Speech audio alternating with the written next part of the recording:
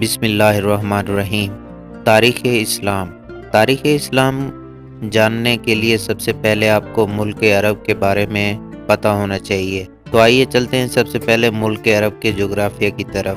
ملک عرب کا کچھ نہ کچھ تذکرہ شروع میں اس لیے ضروری ہے کہ رسول اللہ صلی اللہ علیہ وآلہ وسلم عرب کے مشہور شہر مکہ معظمہ میں پیدا ہوئے اور دوسرے شہر مدینہ منورہ میں آپ صلی اللہ علیہ وآلہ وسلم نے ہجرت فرمائی اور وہی اسلامی سلطنت کا ابتدائی دارالسلطنت قرار پایا۔ عرب ہی وہ ملک ہے جو رسول اللہ صلی اللہ علیہ وآلہ وسلم کی زندگی میں قریباً سب کا سب مسلمان ہو چکا تھا۔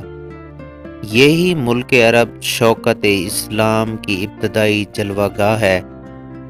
اسی ملک عرب کی زبان میں کامل وحی اور آخری آسمانی کتاب نازل ہوئی جو تمام ملکوں، تمام قوموں اور قیامت تک تمام زبانوں کے لیے مکمل ہدایت ہے۔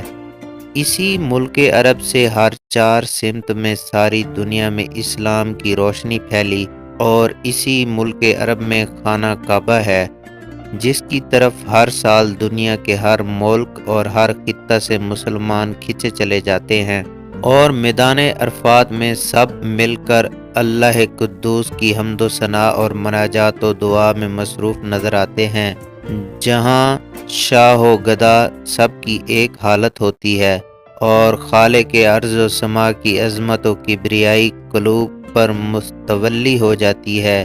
یہی ملک عربی ہے جو تمام دنیا پر غالب ہوا اور ساری دنیا کے لیے مشعل راہ اور چراغ ہدایت بنا۔